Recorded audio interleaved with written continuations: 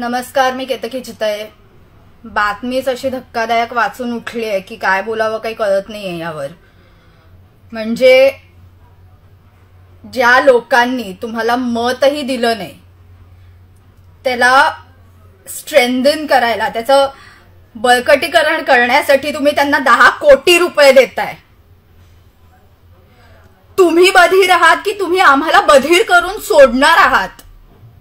मी नेहमी म्हणत होते की लोकसभामध्ये तर कोणाला मत द्यायचं हे ठरलेलं आहे, त्यात काही प्रश्नच नव्हता. कारण सेंटर मला माझा प्रधानमंत्री कोण हवाय हे बघून मत दिलेलं होतं. पण विधानसभेत कोणता झेंडा घेऊ हाती हा प्रश्न पडणार आहे हे मी आधी पूर्वीपासून बोलत होते, सुरुवातीपासून हे मी बोलत होते. पण आता तर तुम्ही माझं मत अगदी ठाम करूनच सोडलेलं आहे. राष्ट्रामध्ये जिथे तिथे मोर्चे निघतायत की वक्फ बोर्डला खारिज करा, वक्फ बोर्डला खारिज करा, आणि तुम्ही वक्फ बोर्डला 10 कोटी रुपये सँक्शन करताय.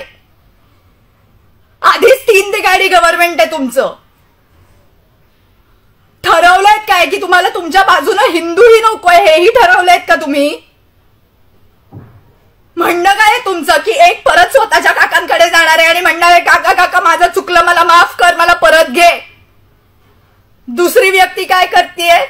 3 चाकी सायकल चालवता येत नाहीये, डोक्यात हवा गेलेली आहे म्हणून परत मी माझे 3 चाकी रिक्षा चालवायला निघतो असं म्हणणार आहे. आणि तिसऱ्याचं तर काय, रेझिग्नेशन ऍक्सेप्टच केलं जात नाहीये. माझा राजीनामा घ्या, माझा राजीनामा घ्या हे ऍक्सेप्ट केलं जात नाहीये म्हणून ह्या पद्धतीने तुम्ही राजीनामा सोडा. तुम्ही दरिद्रीपणा करणार आहात का?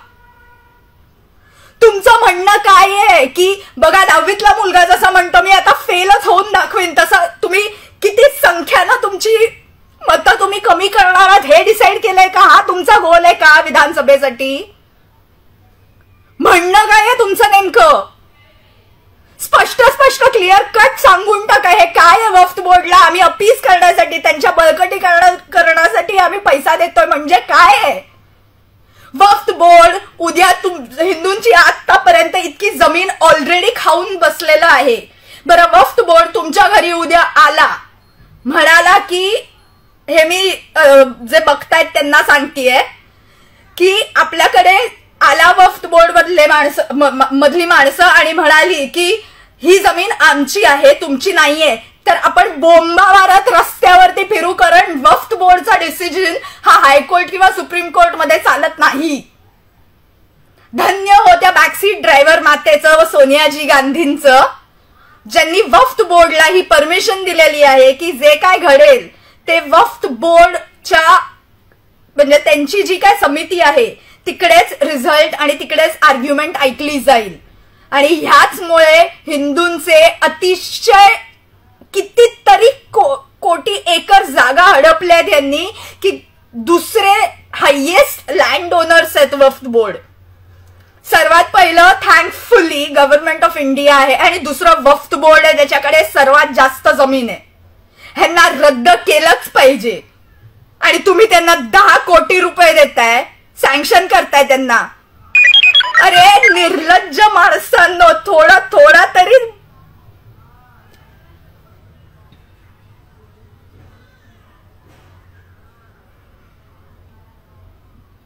संघाला तोडलत, सनातनींना तोडताय. नोटाला आयुष्यभर मी शिव्या घालत आलेले आहे की नोटा एवढा भिकारीपणा ह्या जगात नसेल. पण थँक्यू 3 तिघाडी सरकार, तुमच्यामुळे विधानसभेत नक्की नोटाचं बटन दाबेन. असंच जर चालत राहिलं ना तर बंगाल सारखी परिस्थिती महाराष्ट्रात यायला फार वेळ लागणार नाहीये. तिकडे दीदी बोलावतेच आहे बांगलादेशींना, इकडे तुम्ही रोहिंग्यांना जागा द्याल. ऑलरेडी मानखुर्द अख्खं बांगलादेशी मुसलमानांनी भरलेला आहेच, तुम्ही रोहिंग्यांनाही आणून आमच्या डोक्यावर बसवा. आता सगळीकडे देऊनच टाका ना, मुसलमान राष्ट्र म्हणून डिक्लेअर करूनच टाका ना एकदाच. कशाला तुम्ही का महाराष्ट्र छत्रपती शिवाजी महाराजांचा महाराष्ट्र कशाला बोंबा मारताय? खरं ते बोलून टाका ना. औरंगजेबाचा महाराष्ट्र ना तुम्हाला, करून टाका.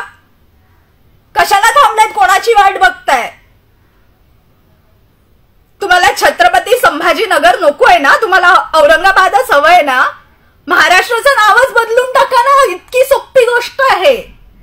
आणि उगाच छत्रपतींचं, फुल्यांचं, आंबेडकरांचं, सावरकरांचं कोणाचंही नाव घेऊ नका, त्यांचा अपमान करू नका त्यांचा महाराष्ट्र म्हणून. कारण तुम्ही जे काय कृत्य करताय ना ते ह्या लोकांनी केलेलं नाहीये. त्यांची नावं तोंडातूनही काढू नका यापुढे. एबीपी माझा, उघडा डोळे बघा नीट.